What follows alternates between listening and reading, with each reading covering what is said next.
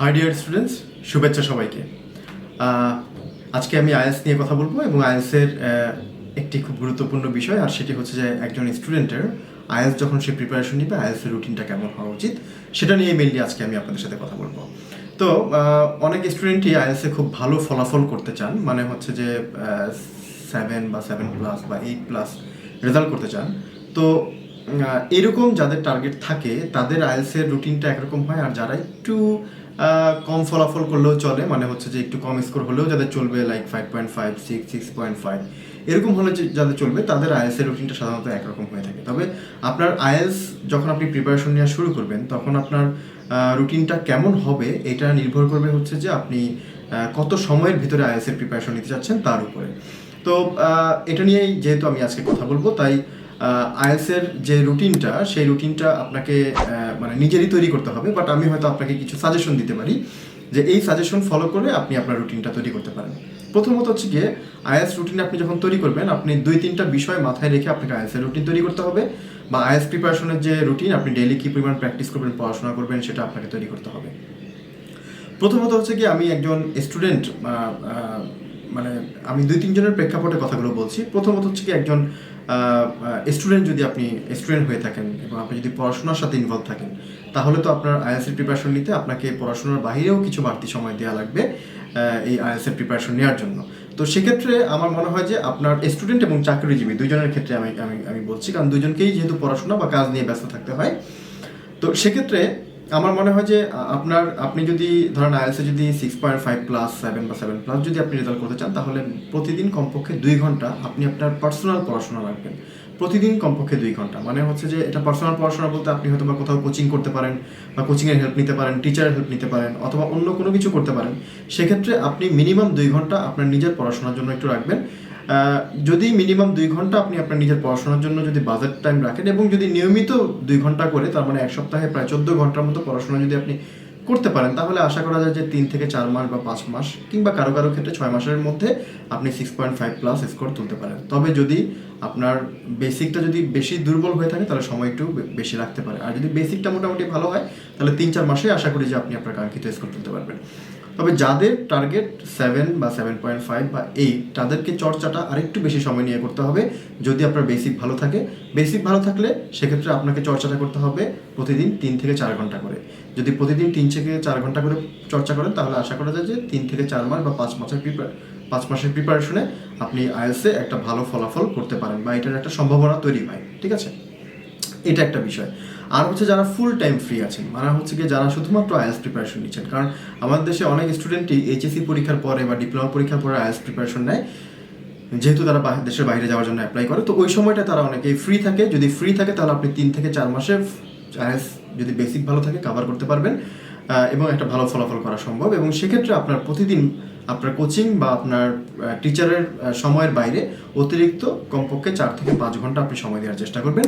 যদি প্রতিদিন 4 থেকে 5 ঘন্টা সময় দেওয়ার মানে চেষ্টা করেন, তাহলে আশা করা যায় যে আপনার দ্বারা একটা ভালো ফলাফল করা সম্ভব। এখন কি সময় দিবেন, এই সময়ের ভিতরে কি কি করবেন না করবেন, সেটা তো আপনি যেখানে কোচিং করছেন সেখানে টিচাররা আপনাকে গাইডলাইন দিবে, অথবা আপনি যেহেতু আমার ইউটিউবের ভিডিও দেখছেন, ইউটিউবে এগুলোর উপরে ভালো গাইডলাইন আছে। আপনি সেই প্র্যাকটিসগুলো যদি প্রতিদিন 4 থেকে 5 ঘন্টা করে যারা ফুল টাইম ফ্রি আছেন তারা করেন, আশা করা যায় যে তাদের আইএলটিএসের ফলাফলটা বেশ ভালো হবে। তবে এখন 4 থেকে 5 ঘন্টা ধরলাম, আপনি 4 থেকে 5 ঘন্টা না, আমি 2 ঘন্টার প্রেক্ষাপটে আপনাদেরকে কিছু কথা বলি। ধরলাম আপনি 2 ঘন্টা সময় দিচ্ছেন। এখন এই 2 ঘন্টা সময় কিভাবে দিবেন বা কতটুকু কোনটার উপরে দিবেন? যদি আপনি 4টা মডিউলই একসঙ্গে প্রিপারেশন নেন, আবারও বলছি, যদি 4টা মডিউলই একসঙ্গে প্রিপারেশন নেন, তবে আমি যেটা বলবো সেটা হচ্ছে কি, আপনার সবচেয়ে কঠিন মডিউল যেটা আপনার কাছে মনে হয়, যদি মনে হয় যে আপনার রাইটিংয়ে সবচেয়ে বেশি মানে কঠিন লাগছে আপনার কাছে, তাহলে রাইটিংয়ের জন্য আপনি 1 ঘন্টা বাজেট করবেন, বাকিগুলোর জন্য বাকি 1 ঘন্টা বাজেট করবেন। অর্থাৎ বাকিগুলোর ভিতরে আপনি প্রয়োজন অনুসারে আপনি আধা ঘন্টা 1 ঘন্টা করে প্রত্যেকটার ভিতরে সময় দিয়ে দিবেন। আর যদি মনে হয় যে না, আপনার রিডিং মডিউলে সবচেয়ে বেশি সমস্যা, তবে সেক্ষেত্রে আপনি রিডিং যে মডিউলটি আছে সেই মডিউলের জন্য আপনি 1 ঘন্টা করে বাজেটের টাইম রাখেন, আর বাকি মডিউলগুলোর জন্য আপনি আধা ঘন্টা করে সময় রাখেন। এটা হচ্ছে যাদের বেসিক ভালো। আর যাদের বেসিক দুর্বল, তাদেরকে আমি যেটা বলবো সেটা হচ্ছে যে আপনি আগে আপনার বেসিকটা ইমপ্রুভ করেন, এবং বেসিক ইমপ্রুভ করার জন্য কি কি মানে কাজ করলে আপনি আপনার বেসিকটা ইমপ্রুভ করতে পারবেন, তার উপরে আমাদের এই চ্যানেলে যথেষ্ট পরিমাণে ভিডিও দেওয়া আছে। সেই ভিডিওগুলো যদি আপনি একটু দেখেন, তাহলে হয়তো আশা করা যায় যে আপনি মানে আপনার আইএলটিএসের যে বেসিকটা আছে সেটা আপনি ইমপ্রুভ করতে পারবেন। এখানে বেসিক ইমপ্রুভ বলতে আমি একটু টাচ দিয়ে দিই, যদিও আমি এই চ্যানেল অনেকগুলো ভিডিওতে বলেছি, সেই ভিডিওগুলো অবশ্যই দেখবেন। সেটা হচ্ছে কি আপনি আপনার প্রোনাউন্সিয়েশন ডেভেলপ করতে হবে, মানে উচ্চারণ ডেভেলপ করতে হবে, স্পিকিং ফ্লুয়েন্সিটা ইমপ্রুভ করতে হবে, ভোকাবুলারি ইমপ্রুভ করতে হবে এবং গ্রামার ইমপ্রুভ করতে হবে। এই কয়েকটি জিনিস যদি আপনি ইমপ্রুভ করেন তাহলে মোটামুটি আপনার আপনার আপনার মানে শুরু করার জন্য যে বেসিকটা সেটা আপনার জন্য মানে এনাফ। আর এছাড়া যদি একটু পত্রিকা পড়ার অভ্যাস করেন, একটু লিসনিং করার চেষ্টা করেন, সেগুলো আপনাকে আরেকটু হেল্প করবে আরেকটু বেসিক ডেভেলপমেন্টের ক্ষেত্রে। তাহলে আপনার প্রতিদিন কমপক্ষে 2 ঘন্টা পড়াশোনা করতে হবে। আর যারা ফুল টাইম ফ্রি আছেন তারা 4 থেকে 5 ঘন্টা আপনার কোচিংয়ের বাইরে আপনি পড়াশোনা করার চেষ্টা করবেন, যারা আইএলটিএস প্রিপারেশন নিচ্ছেন। আর হচ্ছে যে পরীক্ষার আগে, পরীক্ষার যখন আপনি রেজিস্ট্রেশন করে ফেলবেন তার কমপক্ষে 15 দিন থেকে 1 মাস আগে যদি সম্ভব হয় আপনার পক্ষে আপনি ফ্রি হয়ে যান। ফ্রি হয়ে আপনি ওই সময় যারা ফুল টাইম ফ্রি আছেন তাদেরকে আমি বলবো যে যদি সম্ভব হয় আপনার পক্ষে প্রতিদিন 10 থেকে 12 ঘন্টা আইএলটিএস প্র্যাকটিস শুরু করে দেন। প্রতিদিন যদি 10 থেকে 12 ঘন্টা আইএলটিএস প্র্যাকটিস করেন, ঠিক পরীক্ষা দেওয়ার 15 দিন আগে থেকে, 15 দিন, 20 দিন বা সর্বোচ্চ 1 মাস এই আগে থেকে যদি আপনি মোটামুটি মানে একেবারে মানে ঘুম নিদ্রা হারাম করে যেটাকে পড়াশোনা আমরা বলি, সেটা যদি আপনি করেন তাহলে ওই সময় একটা বুস্টিং হবে আপনার পড়ায়। সেই বুস্টে আপনার একটা ভালো রেজাল্ট আসার পসিবিলিটি আছে এবং মনোযোগটা পরিপূর্ণ থাকবে। আর যারা জব করেন তারা যেটা করতে পারেন, তাদের অবশ্যই একদিন ফ্রাইডে আছে বা একদিন মানে ফ্রাইডেতে ছুটি আছে বা অন্য কোনো ডেতে ছুটি আছে, সেই ছুটির দিনগুলো একটা ফুল টাইম সময় দেন হচ্ছে গিয়ে আপনি পরীক্ষা দেওয়ার আগে।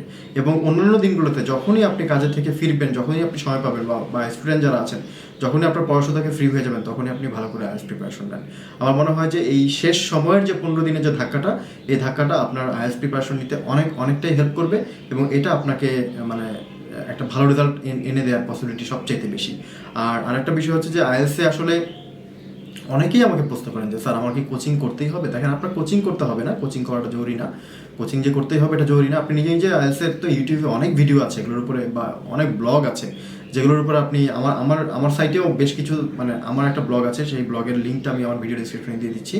সেখানেও গেলেও আপনি বেশ কিছু সাইট পাবেন যেখান থেকে আপনি সেলফ আইএলটিএস প্রিপারেশন নিতে পারেন। তবে এখানে একটা বিষয় হচ্ছে যে কিছু জিনিস আপনার তো অন্যকে দিয়ে অ্যাসেস করাইতেই হবে। যেমন হচ্ছে আপনি যদি স্পিকিং এবং রাইটিং টেস্ট এটা থেকে আপনি নিজে নিজে ধরতে পারবেন আপনার কি ইমপ্রুভমেন্ট হচ্ছে, কি ভুল হচ্ছে।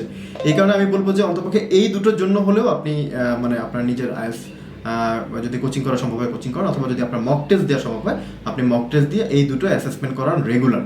রিডিং আর লিসনিং এগুলো যেহেতু নিজে নিজে করে মানে বোঝা যাচ্ছে যে আসলে আমার কতটুকু ইমপ্রুভ হচ্ছে, কিন্তু রাইটিং এবং স্পিকিং এই দুটো তো নিজে নিজে বুঝে মানে ইমপ্রুভ করার কোনো সুযোগ নেই। যেহেতু নিজে নিজে বুঝে করার সুযোগ নেই, এটা অন্যকে দিয়ে অ্যাসেস করাইতে হবে, তাহলে আপনি মক টেস্ট বেশি বেশি করে দেন। আর যদি মক টেস্ট না দেন, যদি কোনো কোচিংয়ে যদি আপনি ক্লাস করেন তবে সেই কোচিংয়ের টিচারের হেল্প নেন, তাহলে তিনি আপনার সমস্যাগুলোকে ধরে দিবেন, তখন সেই সমস্যাগুলো আপনি ধীরে ধীরে সমাধান করতে পারবেন।